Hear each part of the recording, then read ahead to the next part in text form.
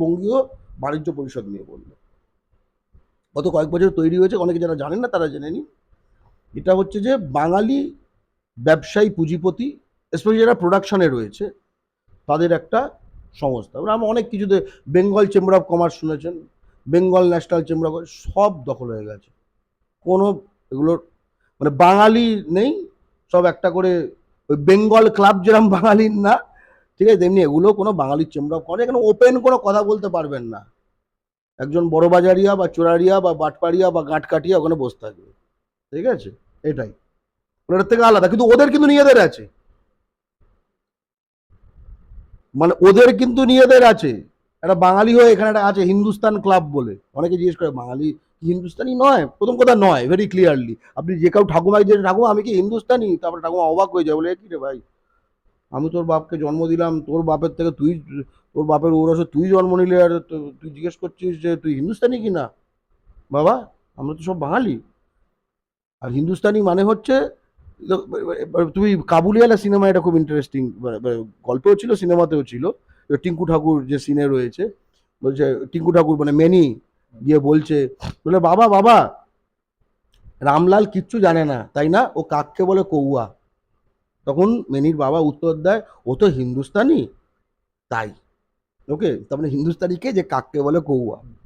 আবার ঠাকুর শ্রী রামকৃষ্ণ তার এক শিষ্যকে বলছেন উত্তর কলকাতায় একখানা ব্যায়ামের আখড়ায়, ঠিক আছে, কুস্তির আখড়ায়, বলছে বাঙালির ছেলে, তুমি যদি হিন্দুস্তানিকে আজকে হারাতে পারো কুস্তিতে, তাহলে বুঝবো বাঙালির ছেলে বীর হয়েছ, তোমায় মিঠাই খাওয়াবো। ওকে, ফলে হিন্দুস্তানি ইত্যাদি এটা নিয়ে কোনো ইয়ে থাকা যায়। হিন্দুস্তান ক্লাব বলে একটা জিনিস আছে কলকাতায়, ঠিক আছে, ওদের যে এলাকাগুলো দখল করে নিয়েছে এই জোনে, বাঙালি মেম্বার হতে পারবে, 10 কোটি টাকা দিয়ে মেম্বার হতে পারবে। কেন? ওটা, ওটার ভ্যালুটা কিন্তু 10 কোটিতে নয়।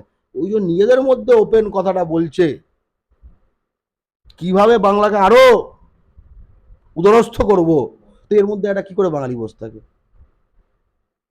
এর মধ্যে বাঙালি দালাল টাইপ বাঙালিও অ্যালাউ করবে না।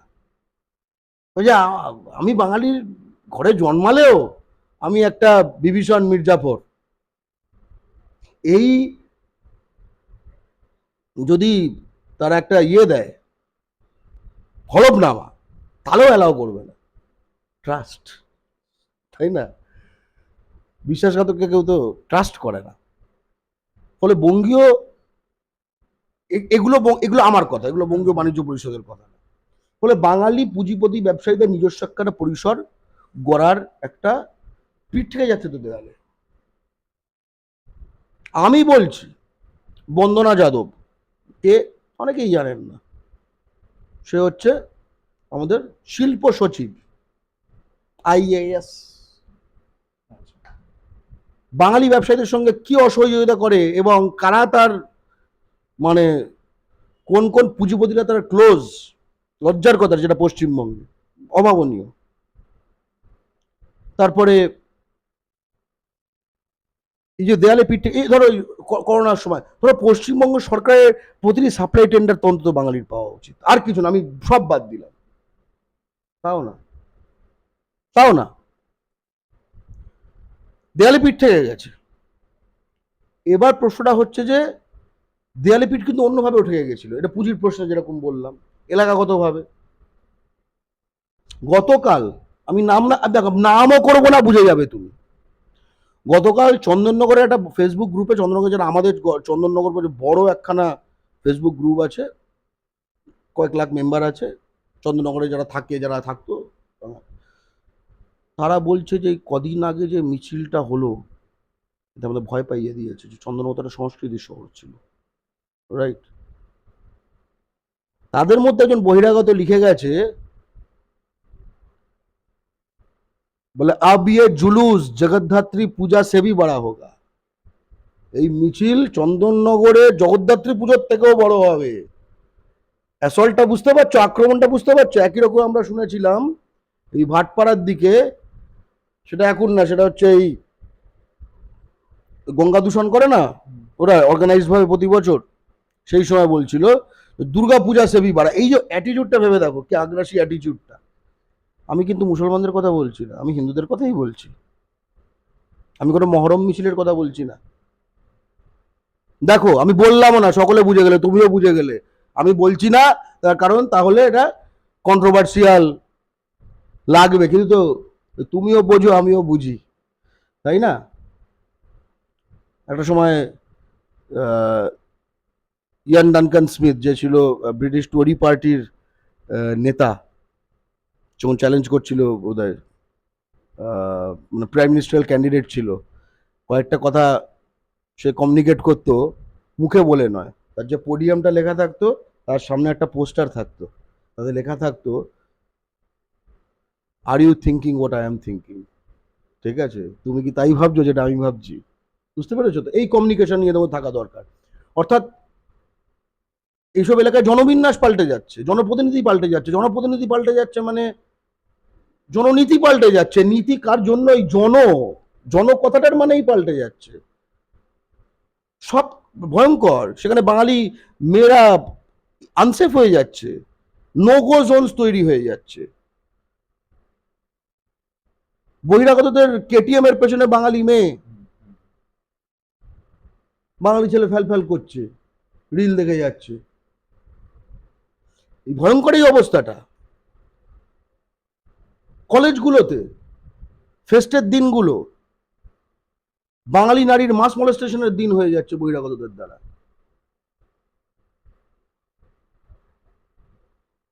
বাংলার রাজ্যটাকে ভাগ করে দেওয়ার চেষ্টা হচ্ছে। পশ্চিমবঙ্গের 10,000 একর জমি বাংলাদেশকে দিয়ে দিচ্ছে সেন্ট্রাল গভর্নমেন্ট। বাংলার খনি বাংলার হাতে নেই। এই মানে সার্বিক আক্রমণ। চাকরিগুলো বলছে বাঙালিকে দেবো না, পশ্চিমবঙ্গের চাকরিগুলো প্রাইভেটে। পশ্চিমবঙ্গ কোটায় বিএসএফ এ 5,500 জন চাকরি পেল ফর্জ ডকুমেন্ট দিয়ে। পশ্চিমবঙ্গ কোটায় ইউপি বিহারের ক্রিমিনাল বাংলা পক্ষ পথে নেমে আটকেছে, কোর্টে কেস করেছে। অর্থাৎ এই যে সময়টা তৈরি হচ্ছে, এই সময় বাংলা পক্ষ তৈরি হয় 2018 সালে। অর্থাৎ বাঙালি জাতি কত একখানা বুঝছে যে পরিস্থিতি যেখানে যাচ্ছে, এর একখানা রাজনৈতিক সামাজিক সমাধান দরকার। আমার ধারণা, যেহেতু রাজনীতি, অর্থনীতি, সমাজ সব একসঙ্গে যুক্ত, বাঙালি ব্যবসায়ীরাও বুঝেছে আমাদের ঐক্যবদ্ধ হওয়া দরকার। তাই জন্যই বাংলা বাণিজ্য পরিষদ, বেঙ্গল বিজনেস কাউন্সিল গড়ে উঠেছে, এবং তাদেরকে আমি অকুণ্ঠ শুভেচ্ছা জানাই। তারা কি পারবে, কি অ্যাচিভ করবে আমি জানি না, কিন্তু অলরেডি তারা তৈরি হয়েছে, এটা একটা অ্যাচিভমেন্ট। তারা যে তৈরি হয়েছে এবং তারা অ্যাজ অফ টুডে রান করছে, একটা অ্যাচিভমেন্ট। এবং গত বছর তারা পয়লা বৈশাখ এটাকে কেন্দ্র করে যে বাঙালি যে বিজনেস এক্সপোটা করেছিল ওই বইমেলা গ্রাউন্ডে, অ্যামেজিং, আমার দারুণ লেগেছিল। সেখানে বলছে সাইকেল ইউনিরক্স, সে বলে বাঙালি, ঠিক আছে, এটা বাঙালি, সবই বাঙালি। দুলাল চন্দ্র ভর, ভরের ফ্যামিলি যে ছেলে, তার সঙ্গে দেখালো। গৌরব পাল, বড় বাজারে, মানে এটা আমি কিভাবে তোমায় দেখাই। পালের চা, বড় বাজার, কলকাতা। সিনটাকে শুধু দেখো একবার।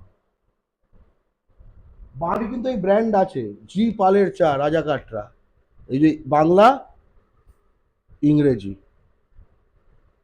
আর তুমি আছো তাজমহলে, তুমি আছো তাজমহলে, কি এখন কি বাকরি বলে কি একটা চায়ের অ্যাড ফ্যাড দিচ্ছে, তুমি এতে, তুমি এটাকে চেনোই না, তুমি এটা চেনোই না। কি ইয়ার বাকরি না কি একটা বোধহয় অ্যাড কি করছে, খুব অ্যাড দিচ্ছে, যা যেরকম অ্যাড দেয়। এটা এটা তো কেউ চা ফার সঙ্গে কোনো সম্পর্ক নেই, এইসব যেগুলো বড় বড় করে অ্যাড দিচ্ছে। আর তাজমহল বাংলা, তাজমহল টি ব্র্যান্ডের কথা বলছি না, তাজমহলটাই বাংলাকে লুট করে তৈরি হয়েছে। বাংলার সম্পদ মোগলরা দখল, লুট করেছে। রাজপুত এবং মারোয়ারি যারা মহাজন, তাদের একদম ডাইরেক্ট হেল্পে আক্রমণ করেছে, ক্ষমতা দখল করেছে। মারওয়াড়ে সেখানেও কন্ট্রাক্ট পেয়েছে, মার্বেলের কন্ট্রাক্ট, তাই না? বাঙালি এখন তার সামনে গিয়ে রোমান্টিক ফটো দেয় আর তাজমহল চা খায়। জিপালের চা কেন দেখালাম এটা, যে আমার যেটা দেখে কত ভালো লাগে, ফাঁসাই ঠাসাই সব আছে। এ দেখো দার্জিলিং এর যে ছাপ সেটাও আছে, জাস্ট তোমার আমার চেতনায় নেই। এই কারণে যে বেঙ্গল বিজনেস কাউন্সিলটা তৈরি হয়েছে, কেন এটা বললাম, কারণ এটা আমি বেঙ্গল বিজনেস কাউন্সিল, আমি জিপালের চা প্রথম দেখি এবং তারপর থেকে আমি ওদের ক্লায়েন্ট। আমি একজন বাঙালি জাতীয়তাবাদী, আই ওয়াক মাই টক, মানে হ্যাঁ, আমার মোবাইলটা কি বাঙালি কোম্পানির? না, বাঙালি কোনো মোবাইল কোম্পানি নেই। যেটা নেই সেটা আমি কিনি না, আমি কিনতে বাধ্য। ঠিক আছে? কিন্তু যেটা বাঙালির আছে সেটা আমি বাইরের লোকের কেন কিনবো?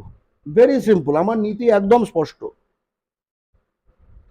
হলো ওইসব প্যাক বেড়ে লাভ নেই। হ্যাঁ, তাহলে কি গাড়িটা এবার বাঙালি কোম্পানির কিনবেন? না, গাড়িটা নেই। এবং এইটা না কিনলে নিজের গাড়ির কোম্পানি কখনো হবেও না। আর এইটা কিনলে হলেও হতে পারে। তেমনি বেঙ্গল বিজনেস কাউন্সিল সফল হবে, আমি তো খুব চাই সফল হোক, কিন্তু